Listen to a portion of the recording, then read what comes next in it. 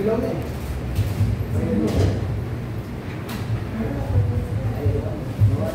Start na tayo?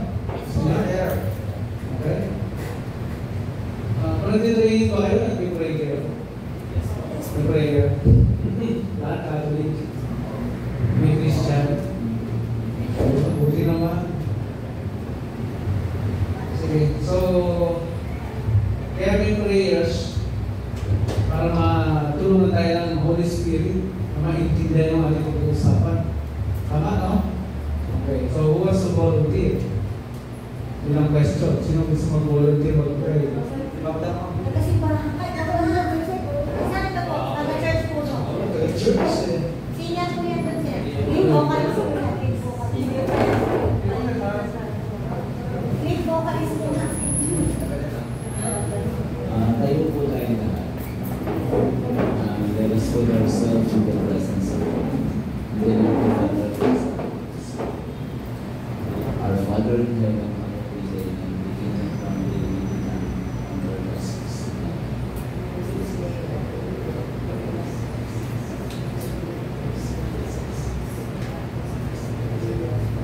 Hail Mary, full of grace, the Lord is with thee. Blessed are thou amongst women, and blessed is the fruit of thy womb, Jesus. Glory be to the Father, to the Son, and to the Holy Spirit.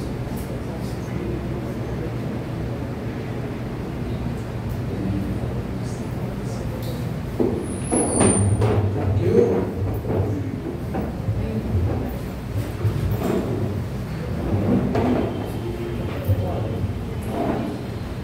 Good afternoon, everyone. I'm Dr. Angelo Ibase. I'm a doctorate in philosophy degree holder. Marami din tayong mga pinag-aralan before natin makuha yung ating doctorate degree.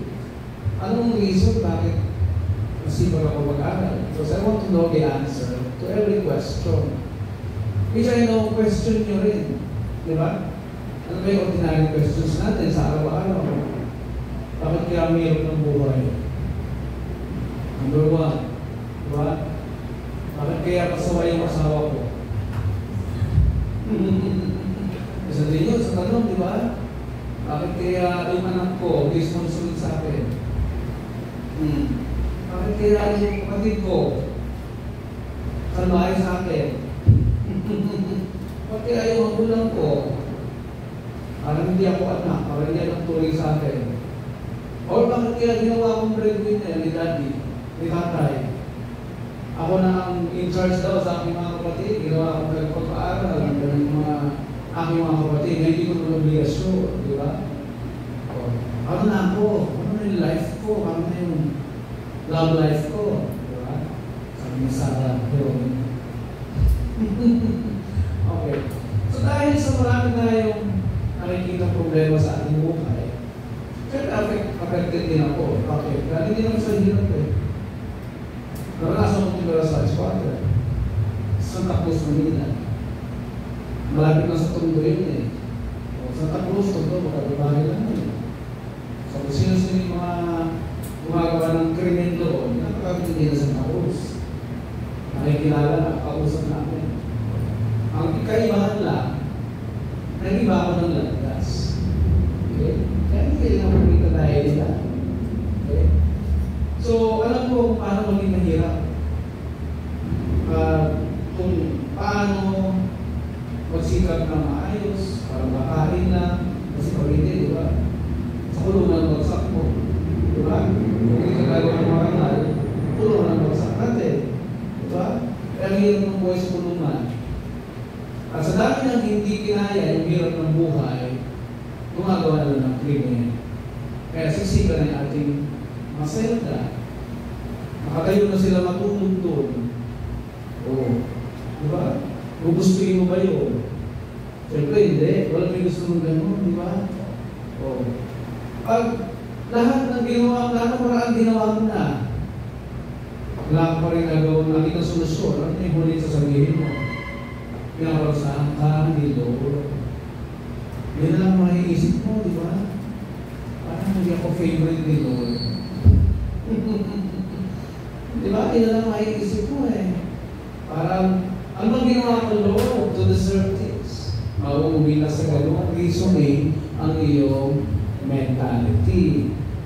Ang tawag po doon ay mental health problem na. Mental health problem na.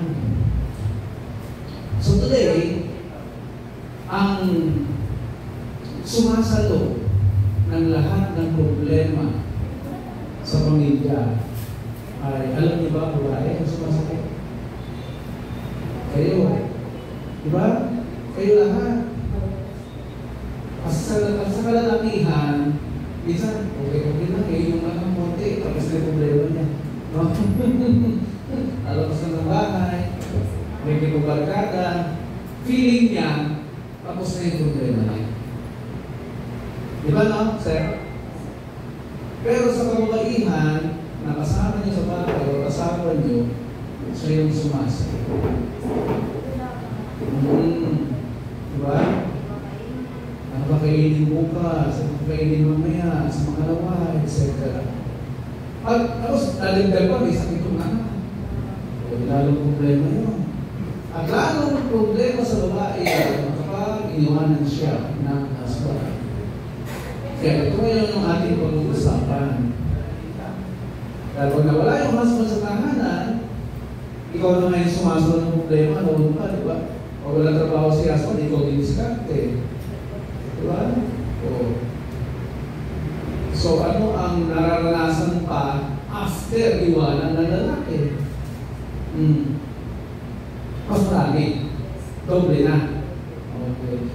So, ang ating pagtalakay today is about management. Pag-manage, pag-handle ng mga problema, ng mga kabadalihan. At alam niyo ba mas madaling tumulong kapag wala ka sa sitwasyon na yan? Diba? Kasi pag ikaw mismo may problema, tapos tutulong ka rin sa iba, nabigil mo the same problem. Sasabihin mo na lang, I feel you. I feel you, sister. Okay? Pero mas capable doon tayong tumulong kapag tayo ay nasa sitwasyon na wala sa sitwasyon niya. Kasi hindi ka rin mag-aalala ng sarili mong problema.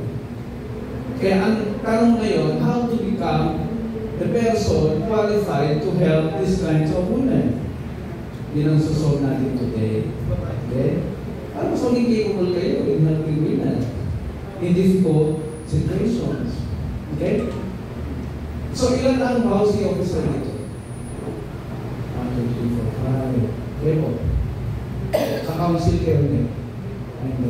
Ordinary barangay citizen. Okay. Ano ba yung ibang grupo nandito? Cleanliness. Clean. Yung business order, meron din dito. Ayun po, blue up. Business order. Okay. Alam ko naman na may mga na-encounter na mayroong problema ng kababaihan. So, i-recall ninyo isa-isa, i-kwento nyo sa amin, at pag-usapan natin yung solusyon. Okay? Ang pinaka-bottom line ng ating magiging talakayan ay ano ba yung cause or causes. Bukod sa sinalo niya na lahat ng problema, bakit wala siya makita solusyon? Bakit ang huling solusyon palagi na pwede natin i-offer ay ang ating presence, pagpapayo, at tulong pinansyal? Bukod dun sa psychological assessment, kung meron tayong expert dito, di ba? O social welfare. May social welfare din na. Wala din sa social. Walang umatin? Ay, kung sila lang, kung tapos sila, natapa sila. Wala pa nandito rin sila. Ano nga kasi kung sino piling natin. Social welfare, importante dito sa kanila. So, alam niyo ba ang susi? Isa sa mga susi para mas maging qualified tayo makatulong ay meron tayong kaalaman sa batas. Bukod sa bawsi daw na nag-aaralan nyo rin. At ang pinaka-unang batas na kailangan matutunan ay yung Bill of Rights. Bill of Rights na nakasulat saan? Saan? Konstitusyon. Nandoon yung Bill of Rights natin. Ang citizens. Kasi yung ibang provision doon, tungkol na sa sovereignty, political organization, etc. etc. Pero ang pinaka-importante doon, yung ating bill of rights. Okay?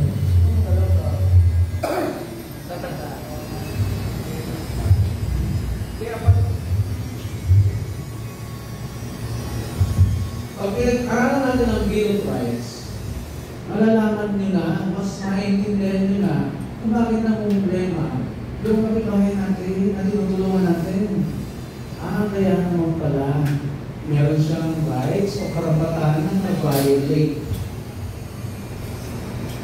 Karapatan na hindi niya natatanggap sa kanyang partner o asawa.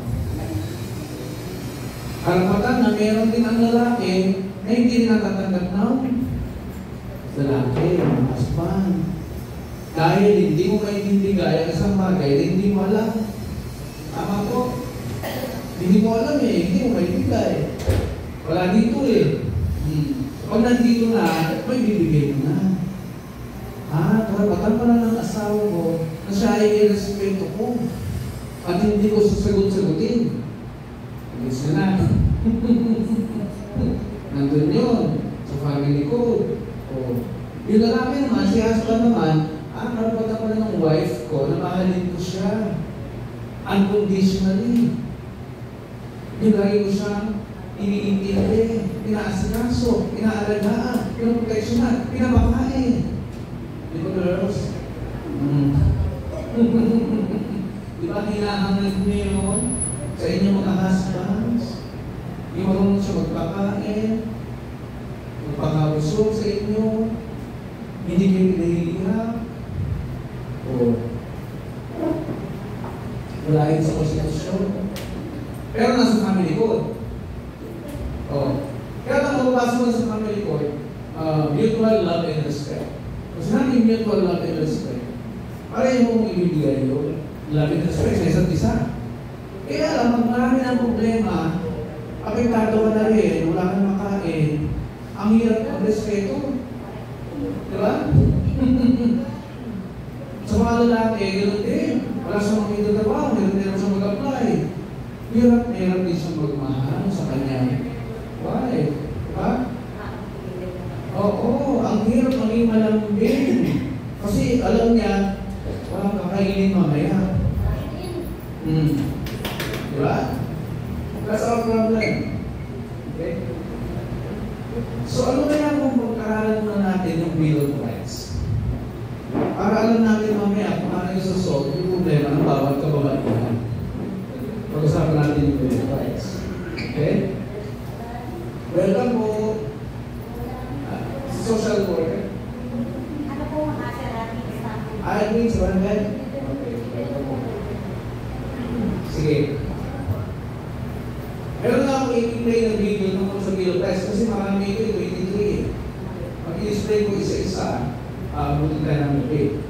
Okay? Pero yung pinaka-importante na kailangan nyo maintindihan, hindi na dapat natin malaman ngayon.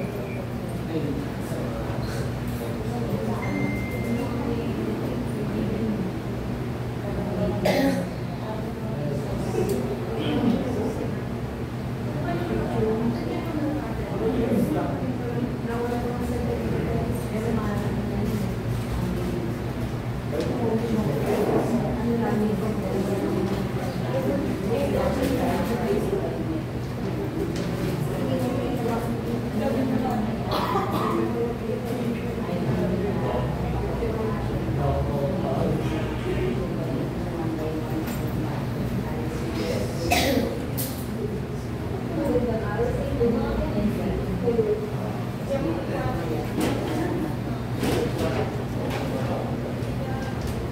nandito na naman po tayo sa isang pinakabagong episode ng RCJ4 Educational Blog at ngayon ay pag-uusapan naman natin ang tungkol sa Philippines Constitution of 1987, Article 3 or mas kilala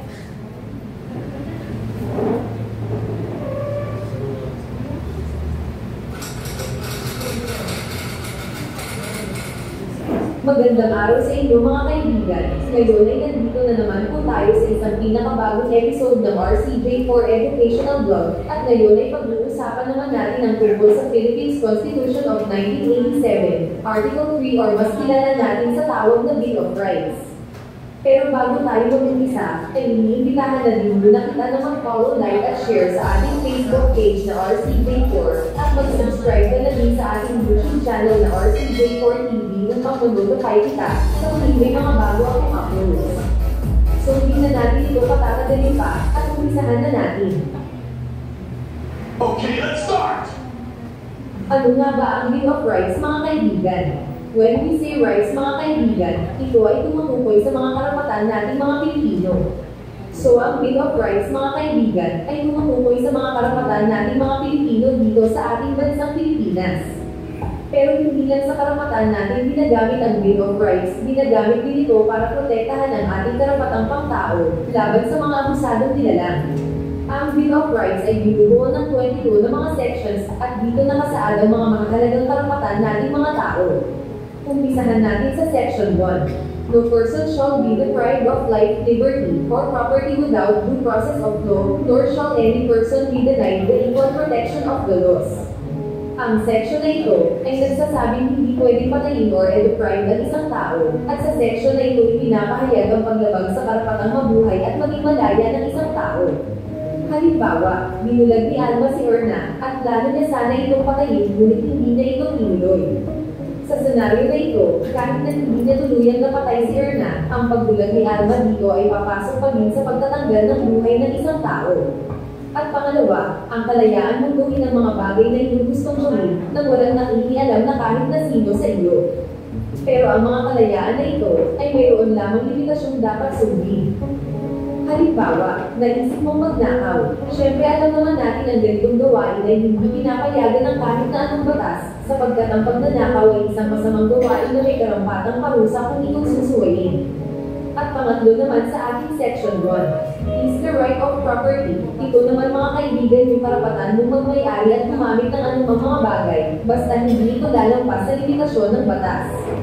Halimbawa, ikaw ay may rehistradong baril, ngunit ginamit mo ito para mang-hold up sa isang bangko, which is alam naman natin na ang ganitong gawain ay mali, kaya ito ay mapaparusahan ng batas. So ibig sabihin kaibigan, ang right of property ay nangangahulugang gamitin mo ang iyong mga bagay na pagmamay-ari sa tamang paraan lamang, at hindi sa mga bagay na makakapagdulot ng perwisyo sa iba. Ngayon, ay dumako naman tayo sa Section 2 of this article.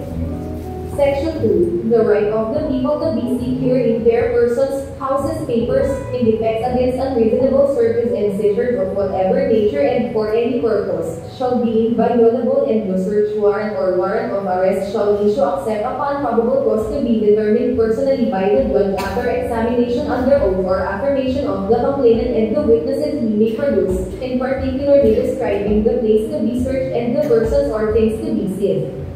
So guys, unahin muna natin yung sinasabing right of unlawful search and seizure. Sinasabi ng karapatang ito na hindi mo pwedeng arestuhin or kapkapan ang katawan ng isang kahina-hinalang tao. At hindi mo din pwedeng pasukin ang bahay ng isang tao para mag-search kung ikaw ay walang hawak na search warrant. Pero may mga pagkakataon din na pwede mong arestuhin ang isang tao. Ito ay ang in flagrante delicto or yung tinatawag natin caught in the act. Halimbawa, si Patrolman Carlo ay nasaksihan ng isang patayan sa lugar kung saan siya nagpapatrol. Sa senaryo ito, dahil nakita mismo ni Patrolman Carlo ang krimen ng pagpatay, ay maaari ng arestuhin ang taong gumawa nito ng walang warrant of arrest. Pangalawa, pwede mong kumpiskahin ang isang bagay kung ito ay illegal na nakalantad sa publiko. Pangatlo, ay ang mga checkpoints.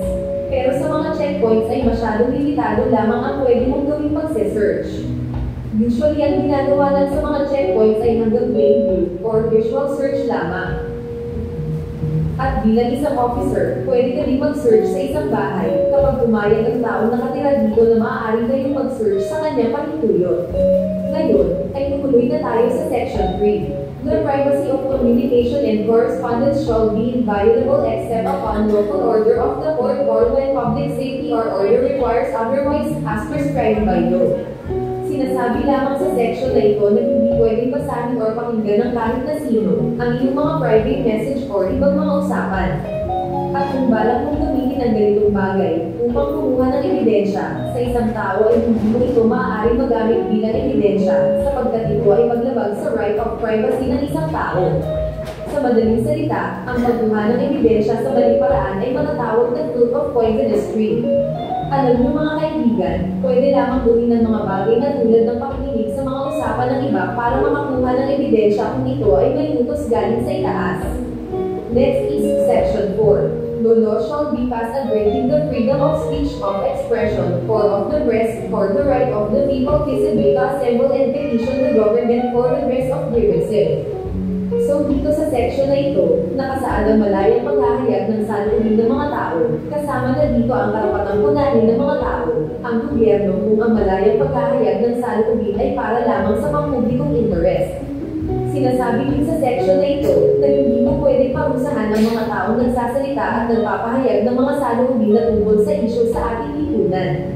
Pero, hindi porket sinabi natin itong malayang paghahayag, ay maaari ka nang maghayag ng mga kasinungalingan tungkol sa pamahalaan na maaaring magresulta din ng mga kabuluhan. So paano yun mga kaibigan? Dahil sa bagong inilalakad na batas na anti-terrorism law, sa palagay nyo, hindi kaya ito maapektuhan ng ating karapatang maghayag ng saloobin sa pamahalaan. Next is the Section 5. No law shall be made respecting an establishment of religion or prohibiting the free exercise thereof.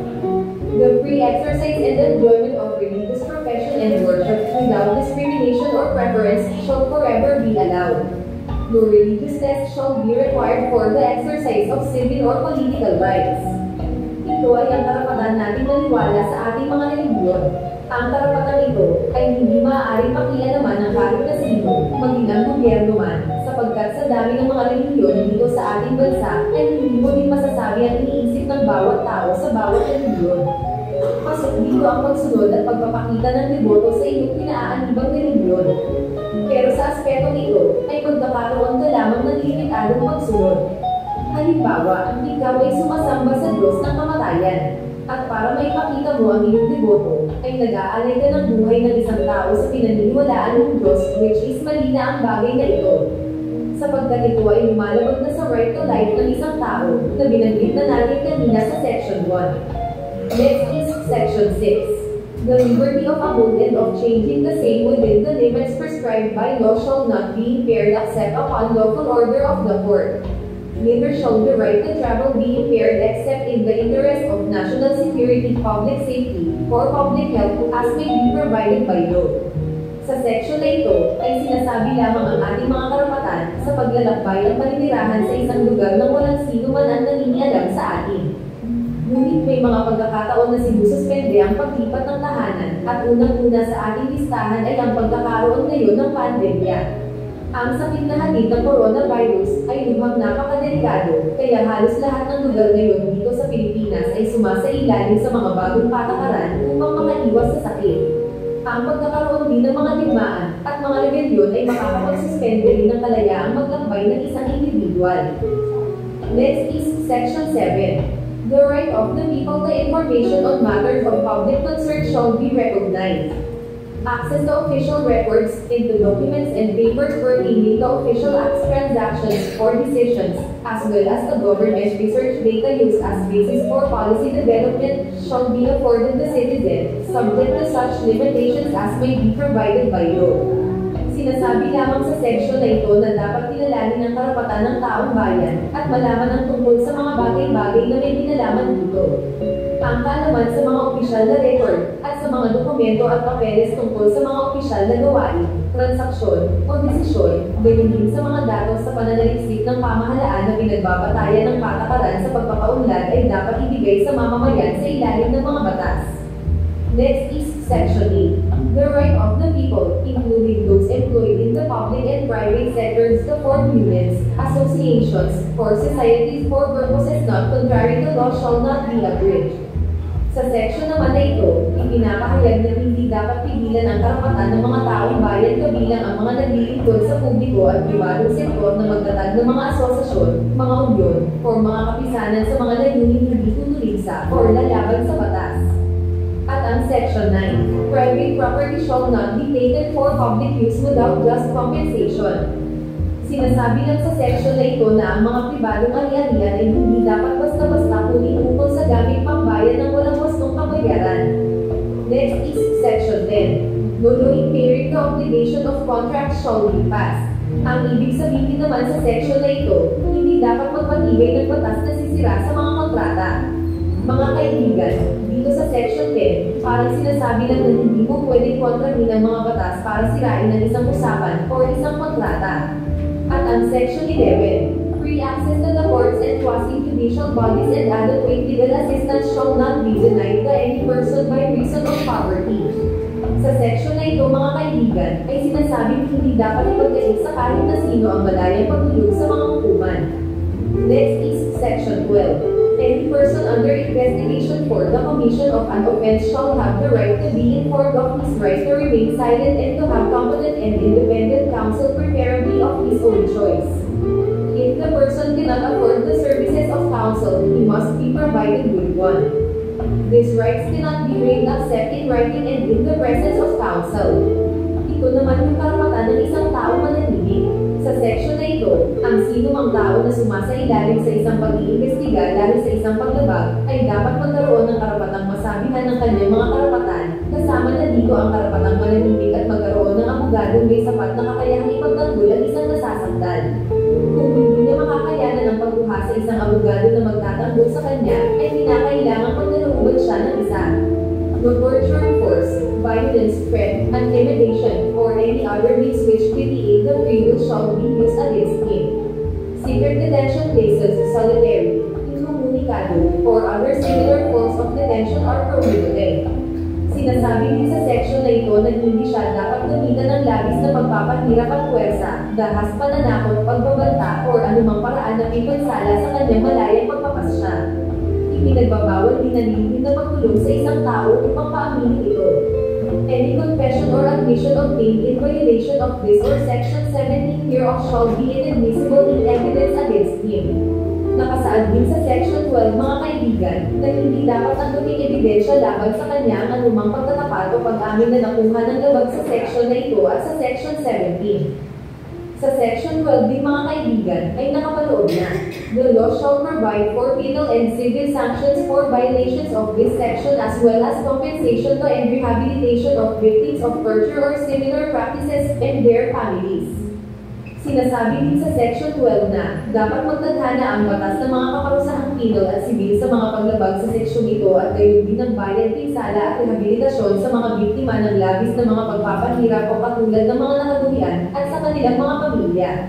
Next is Section 13. All persons except those charged with offenses punishable by reclusion perpetuum when evidence of guilt is strong shall, before conviction, be bailable by sufficient sureties or be released on the cognizance as may be provided by law.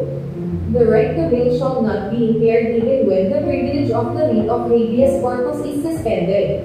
Excessive bail shall not be required. Ang lahat ng mga tao, maliban sa mga nahahabla sa mga paglabag na pinarusahan ng reclusion perpetua kapag matibay ang ebidensya ng pagkakasala bago mahatulan, ay dapat mapiyansahan ng sapat na halaga o maaaring palayain sa bisa ng bail ayon sa itinadhana ng batas. Hindi dapat bawalan ng karapatan sa piyansa kahit na suspendido ang pribilehyo ng writ of habeas corpus. Next is Section 14. No person shall be held to answer for a criminal offense without due process of law. Kung maaalala mo kaibigan, ay binanggit na din natin kanina ang salitang due process sa Section 1. Pero, ano nga ba ang due process? Due process is the legal requirement that the state must respect all legal rights that are owed to a person. Due process balances the power of law of the land and protects the individual person from it. Ito ay tumutukoy sa mga karapatan ng mga pribadong individual. Ang due process, mga kaibigan, ay may dalawang uri. Ito ay ang tinatawag na substantive due process at procedural due process. So, unahin natin ang substantive due process. Ang substantive, mga kaibigan, ay process na kung saan nakafocus lang sa mga batas na dapat nakaayon sa sitwasyon. Substantive due process is involved the state's power to regulate certain activities. Isang halimbawa natin dyan, mga kaibigan, yung tungkol sa mga computer crimes. Halimbawa, yung sa internet log scam na lumalabag sa private security at property ng isang tao. Kung maaalala mo ba, kaibigan, ay gumawa na din ako ng video tungkol sa internet log scam, pero kung hindi mo pa ito napapanood ay mag-iiwan ako ng link sa description ng ating video discussion ngayon. Sa substantive due process, mga kaibigan, ay pinapaliwanag lang na kung ano ang ginamit mong medium para gumawa ng krimen ay siya din kasama sa mga bagay na dapat i-confiscate. Next is the procedural due process. Ito na yung mga ginagawang paglilitis sa korte. Procedural due process is involve an analysis of the procedure required by the Constitution when states seek to deprive people of life, liberty, or property. Dito sa procedure, mga kaibigan, ina-analyze muna ng korte kung ikaw ba ay totoong nagkasala or ano ba ang kasalanan na inyong nagawa. Ito ay isang mahalagang part ng due process sapagkat kapag hindi ito ginawa ng korte, ang lahat ng mga pag-uusap ay mawawalan na lang ng saysay at maaaring maibasura. At next is the Section 15. The privilege of the writ of habeas corpus shall not be suspended except in cases of invasion or rebellion when the public safety requires it. Sa section na ito, ay sinasabing hindi dapat suspendihin ang pribilehiyo ng writ of habeas corpus, maliban na lang kung may pagpaplanong paghihimagsik sa panahong kinakailangan ng kaligtasang pambayan. Next is Section 16. All persons shall have the right to a speedy disposition of their cases before all judicial, quasi-judicial, or administrative bodies. Sinasabi lamang sa section na ito na dapat magkaroon ng lahat ng mga tao ng karapatan sa madaliang paglutas ng kanilang mga usapin sa lahat ng mga pag-uusap sa mga hukuman o pampangasiwaang aspeto. At ang Section 17, no person shall be compelled to be a witness against himself. Sa section na ito, ipinapaliwanag na hindi dapat piliin ng isang tao na tumistigo laban sa kanyang sarili. Ito na nga yung karapatan ng isang tao manahimik na binanggit na natin kanina sa Section 12. Next is Section 18. No person shall be detained solely by reason of his political beliefs and aspirations. No involuntary servitude in any form shall exist except as a punishment for a crime wherein the party shall have been duly convicted.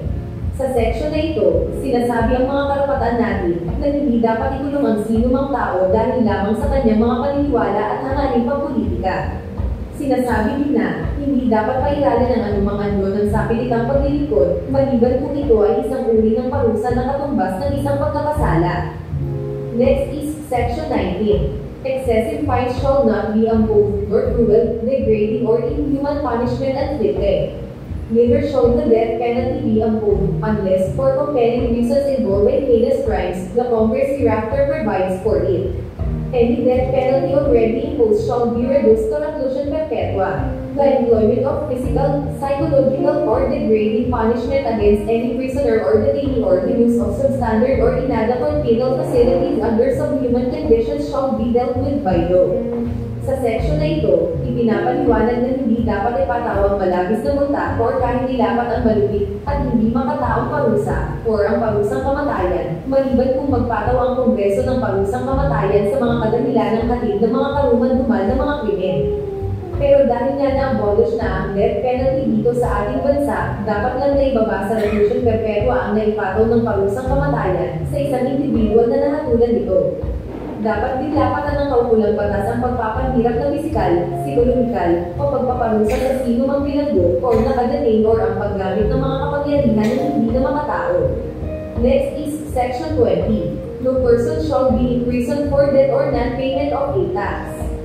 Sa section na ito, sinasabing hindi dapat ibilanggo ang isang tao ng dahil sa pagkakautang o hindi pagbabayad ng sedula. So guys, dito mo mapapatunayan sa section na ito na wala pang taong nakulong dahil sa pangungutang. At next is Section 21. No person shall be twice put in jeopardy of punishment for the same offense. If an act is punished by a law and an ordinance, conviction or acquittal under either shall constitute a bar to another prosecution for the same act. Sa section na ito, ay sinasabi ng isang tao ay hindi dapat maparusahan ng 2 beses sa isang uri ng kaso kung pinarusahan ng batas at ng ordinansa ang isang krimen. Ang pagkaparusa o pagkaabsueldo sa ilalim ng aliman dito ay magiging hadlang sa ibang kaso. At last but not the least is the section 22. No ex post facto law or bill of attainder shall be enacted. Ano nga ba ang ex post facto law? An ex post facto law is a law that changes the legal status or consequences of an action after it has already been done, especially a law that makes an action illegal after it has been committed. Ang ex post facto law ay hindi po pwede parusahan ng isang taong nakagawa ng kasalanan nang hindi pa naisusulat sa batas ang offense na kanyang nagawa. Isang magandang halimbawa ko dito ay ang kaso ni Odell de Guzman, na nagpakalat ng computer virus na sumira ng maraming computer dito sa buong mundo. Dahil noong mga panahon na huli siya ng mga awtoridad, ay walang may kaso sa kanya, sapagkat noong mga panahon yun, ay wala pang nakasulat sa batas na nagpaparusa sa krimen ng pagpapakalat ng computer virus. Kaya ang kaso ni Odell ay na-dismiss dahil sa prospectivity ng batas at walang nagawa ang awtoridad kung hindi palayain ito. At ang Bill of Attainder. A bill of attainder is a legislative act which inflicts punishment without trial. Its essence is the substitution of a legislative for a judicial determination of guilt. Mga kaibigan, ito naman ang mga batas na nagbibigay ng parusa nang walang kahit na anong paglilitis. Isang halimbawa dito ay ang pagsali sa mga asosasyon na ang mga miyembro ay laban sa gobyerno. Sa madaling salita, ito ay tumutukoy sa mga rebelde. Kung ang isang individual ay mapapatunayang miyembro ng isang grupo ng mga rebelde, sila ay nararapat na maparusahan sa ilalim ng batas. At ayun nga mga kaibigan, ang tungkol sa Bill of Rights or ating mga karapatan na dapat nating malaman. So hanggang dito na lang muna mga kaibigan, at maraming salamat po sa lahat ng mga nakinig. Kaibigan, nagustuhan mo ba ang topic na ito? Sana ay mayroon.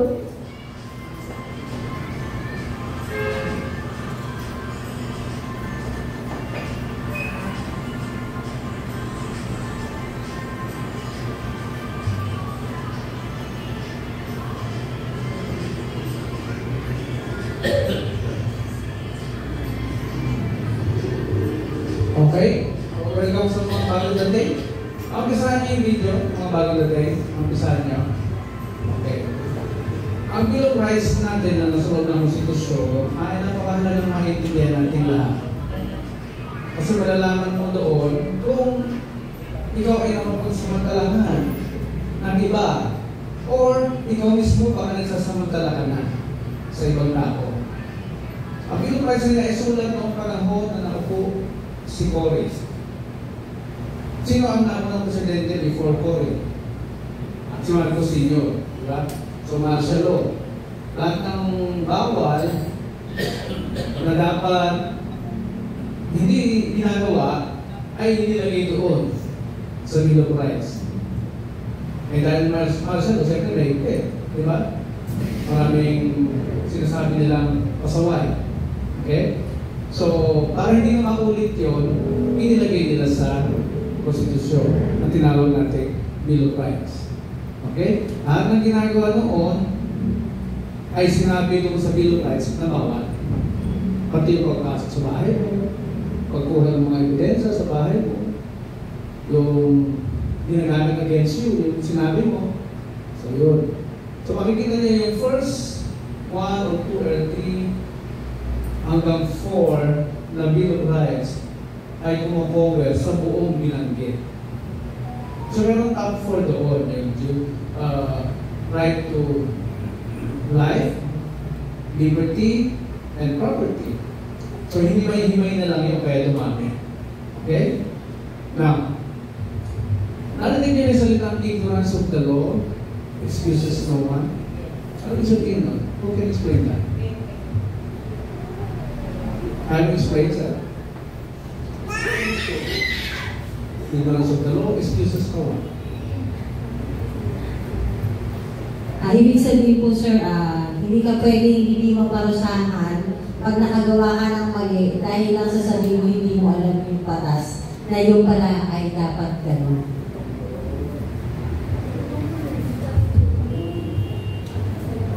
In other words, hindi ka pwedeng i-excuse ni Judge. Kahit hindi mo alam, Judge, sorry, hindi mo alam. Ay, hindi mo pwede, hindi mo ubra. Tulong ka pa din kasi meron ka na-violate. So in other words, obligasyon natin intindihin ang ating batas. Lalo-lalo ang ating Bill of Rights. Dahil yan ay nabuo para tayo mabuhay ng mapayapa. Yung intensyon ng batas na yan, para hindi tayo lang aagrabyado at hindi rin tayo naaagrabyado. Okay? Kaya pag sinisiraan ka ng kapitbahay mo, uy, bawal yan. Diba? O, pag lumalampas na yung lupa niya sa lupa mo, eh, bawal yan. Diba? Ipapaalala mo na kasi mga hindi niya alam. O, mas lalong bibilin siya yung kapitbahay mo kapag alam mo anong section. Anong section nyo? Okay. Anong section yung sinasabi mo? Diba? Pag hindi mo alam, kukuha ka ng abogado. Gastos mo. Diba? Pag pumapera ka, wala ka siya mag-aaral, kukuha ng abogado talaga. Para paglaban ka. Now, alin sa mga Bill of Rights na napakinggan na panood natin ang pumukaw sa iyong atensyon. Na may mga nalaman, ganun pala. Ano doon? Alin doon? Doon sa Bill of Rights na inisisa natin. Alin doon yung pumukaw sa atensyon mo at ang pag-gising sa iyong isipan, kaya pala. Ngayon mo lang pala. Okay, makalaman. Meron? Alam mo na lahat. Yun yung pinaka-main na lesson sa process of law. Okay. Sino ba sa inyo ang bago sa kanyang pagdinig yung napanood? Bago lang. Bagong kaalaman. Hindi mo naiintindihan before, kaya naiintindihan na. Naiintindihan na lahat? Pagpigil mo ako. Sige nga. Ano yung sabihin ng right to life? Right to life. Karapatang mabuhay. Wala na tayong karapatang mag-alis ng buhay ng iba. Okay? Kaya inalis yung penalty sa atin eh. Na-realize ng Kongreso, wala tayong karapatang magkitin ng buhay ay hindi natin bigayan. Diba? Yung nagbigay lang, may karapatang magkitin ng buhay.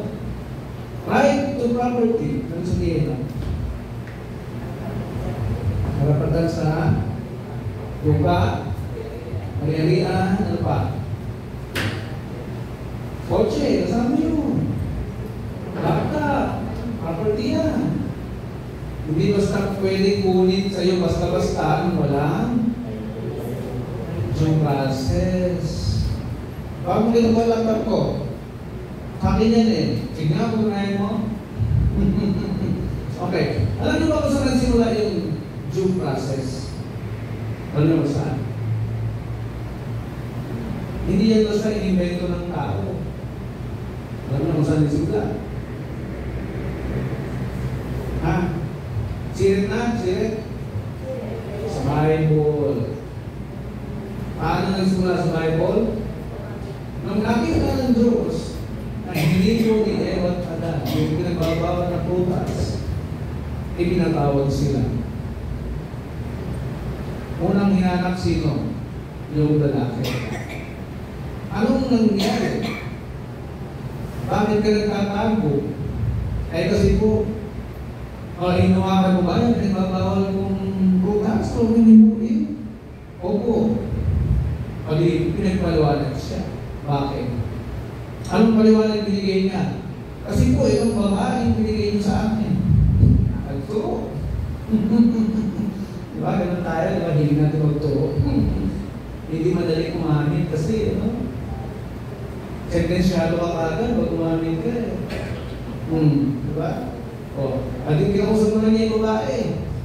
Ano ang ginawa mo? Tignan mo din, sino tinuro? Ahas.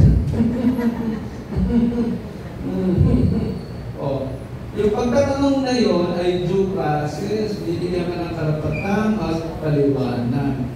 Hindi ka basta hahatulan. Sumaya mo galing yun. O, naintindihan nyo na. Ha? Okay. Yung iba pong nasa likod, may posisyon sa barangay. O, natawid lang. Kaya po. Kaya po. Ay, kaya kayo lahat? Ako. Okay, very good. Buti naman. So, lahat ng bill of rights na yun, naintindihan nyo ha? Bago tayo pumunta sa next topic. Naintindihan na? Right to liberty. O yun, sa kayo, lagi na pag-usapan. Right to liberty. Ano yung sabihin nun? Right to liberty. Nagiging malaya. O ito, malaya tayo lahat. Nasa labas tayo ng kulungan. Alam pa? Alam niyo ba ngayon yung reklamo ng mga kapatid? Ang nag-asawa na? Hindi na siya malaya? Diba? At lalong hindi na siya nagiging malaya kapag lagi lang siya sunod sa kanyang husband. Ama girls? Okay mo nindigan kayo. Diba no? Feeling na sakal na kayo kapag sunod na kayo ng sunod sa inyong asawang lalaki. So, ibig sabihin, meron paglabag na nagaganap. Ha? Tama? Diba? Dapat asang kamay, yes sir, may paglabag na nagaganap. Parang dyan asawa eh. Parang sa likod eh. Okay, so right to liberty. Baka naman ito yung punot dulo ng problema ng mga kababaihan pag-uusapan natin ngayon. No? Okay yun. Makawalan sa ng right to liberty. Okay. Kailangan natin isa-isahin ngayon yung mga problema dinadanas ng mga kababaihan na na-handle ninyo. Isa-isahin natin. So, ikwento nyo, tapos pag-usapan natin, anong right kaya yung kanyang nababayarin? Yung rights na hindi niya natatanggap? Kung sino man, kung dalaga siya, baka yung rights na yun eh, nababayarin ng pamilya niya mismo. Ang nanay, kapatid. Diba? May asawa naman, pero hindi kasal, baka yung rights na yun, nababayarin ng kanyang living partner. Pwedeng ibang tao. O, eh pag meron din kalaguyo si mister, meron ka bang rights? Ano nababayarin? Meron din. Anong rights yun? Anong rights? Ano po yung saan? Ano po yung... O may third party. May kabit si mister. Diba lagi nasa TV yun? Hina-highlight sa mga palabas, pero lang. Anong rights yung nababayarin sa iyo? Kung may kabit si mister? Ang karapatan ng babae, ano pa?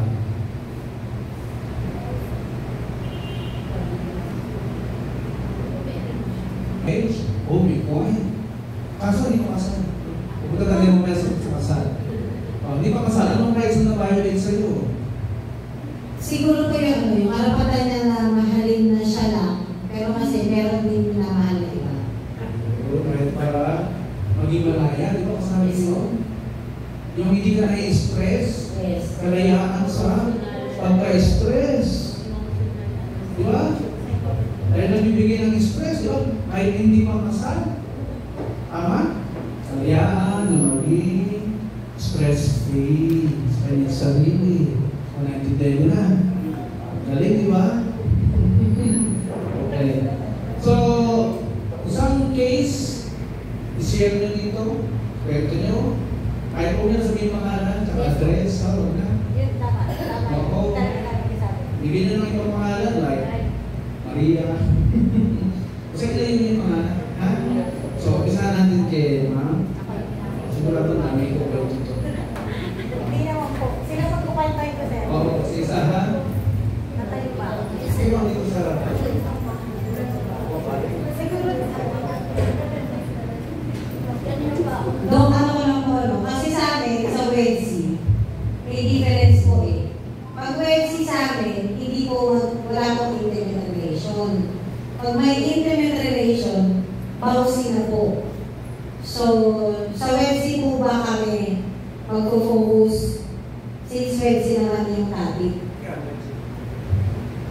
Sample po yung sa WEDC na meron siyang kapitbahay, tapos lagi siyang sinasabihan na mga anak mo, ganito, ganito. Tapos ang mga anak niya po is minor.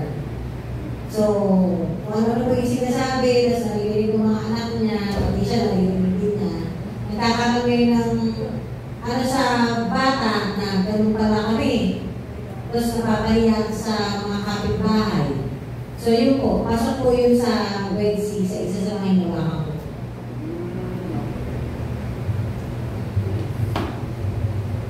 So, ano ba ay yung salarin? Perpetrator. O perpetrator, panay. So, lumapit pa sa barangay Yes po. for assistance. Nahawakan ko. Natapos na ba? Okay lang po kasi ang nangyari lang, latter, remind namin yung perpetrator. Ang naging action po ay tinatawag ko yung perpetrator, then pinaalalahanan. Tapos in-advisean ko yung complainant na if ever gawin pa ulit, meron na siyang karapatan para kung kakasuhan niya yung perpetrator. Okay. So, puti pumunta. Yes po, pumunta na. Okay. So, natigil na simula na. Hindi na po bumalik eh. So siguro po natigil na. Hindi na bumalik si complainant. Pero ang kapit-bahay pa rin. Yes po. Okay. Nagkaroon ba ng apology? May pasensya? Opo, sa pagkaharap, sabi lang po, hindi na nagagawin. Kasi pinaliwanagan namin na pasok po yun sa child abuse at saka sa mga kababaihan na. So, okay naman po siya. Hindi na bumalik si complainant, so siguro po hindi na ginagawa. Pero hindi niya siya pinaghingi ng dispensa. Hindi. Nagkaroon naman po, sa pagkaharap, pasensya na. Sorry. Okay. Dati yun ha, pag-admit na siya ay mali. Okay. Thank you. Come on. Next. Wala na natin ito. Tungkol ko sa isang bahay na kinag-wash ng isang driver, binastos, pinapangkaan na alipin ng uwi niya, pinapangkaan ng uwi. Ayun po, gawin din namin sa paraan na pag-ramisa, sabi, kasi nasabi na kung natapakan yung pagbabae niya, ay inaaraw-araw po siyang burahin, pasusin, pagsalilaan ng sasaya. Sa akin din. Magkasama po sa mga. Within barangay natin. Opo. Okay. So, natigil naman. Naayos mo. Okay. Pag mga ganyan cases na isusulat ninyo na hindi mo na ulitin, ang aking mo ginawa. Ano po? Agreement po. Agreement din. Okay. Pag agreement, syempre, nasasabihin din yung babae ito. Nasasabihin yung babae ito. Sabihin. Sa agreement po, nakalagay doon yung complaint niya. Then, next is, sumasang-ayon si perpetrator na hindi na maulit. Then, pareho po silang may pirma. Okay. Pero, wala naman pinapangako din yung complainant ko. Pero usually ang mga kasama sir, after nung sa susunod na uulitin pa ulit, mapipilitan na siyang mag-file na. Okay. Kapityan namin. Oo, pero sa tingin ko, mukhang mas kailangan yung pirma niya nasa baba. Yes po, nasa baba po. Yes po. Hindi siya kontrata na nagkasundo kami. Diba? Latter po. Latter report, then both sides nag-agree po sila. Kasi hindi siya kontrata o agreement na may usapan sila. Hindi dapat gano'n ang dating na kanilang Settlement po, minsan settlement. For record of settlement. Ayun, kailangan talaga yun. Pero ano yung papangako ng babae? Ano pa rin po yan sir, nakapagod sa isang ladder. Okay, nilalagay niyo ba ito na hindi ko rin siya nasaktan pag pinastos niya ako. Yes po, ano ba po yung complaint? Yun po yung nakalagay sa batang ulit. number 2. Case number 3. Ano pa? Come on. Ano pa?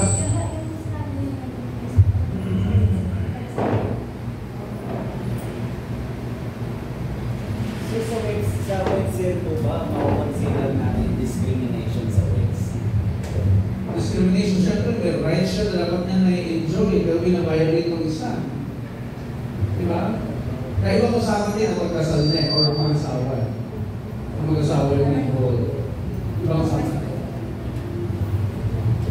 Case number 3, meron pa? May social worker.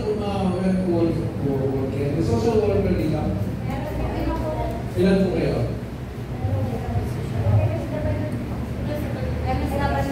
MSW yan. May mga kaso kayo ng kababaihan na handle sa barangay. Diba? So wala nang single, punta na tayo sa may relasyon. May relasyon. Kasal o hindi?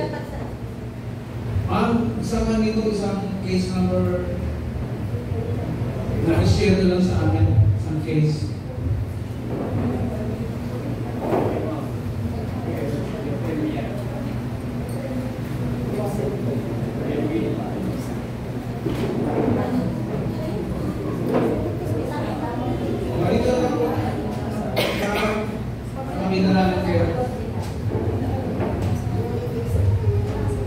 Kasi ang ano namin sa child. Ano ba yung nakatungkol sa mga bata? O siyempre may nanay yan na pwedeng apektado rin. Diba? Pero, bali, CICL case. So yung rights of the child, yung pinaglalaban nyo, okay. Pag may nanay na involved, doon naman pumapasok yung Sa medicine. sa WEDC. Okay. Sige ma'am, pwede i-share nyo yung isang case na nahawakan niyo.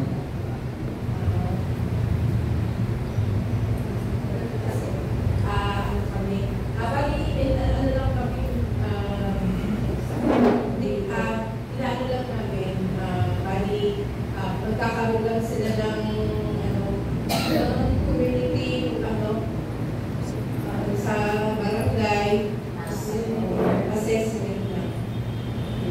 Saka yung more on kasi diba is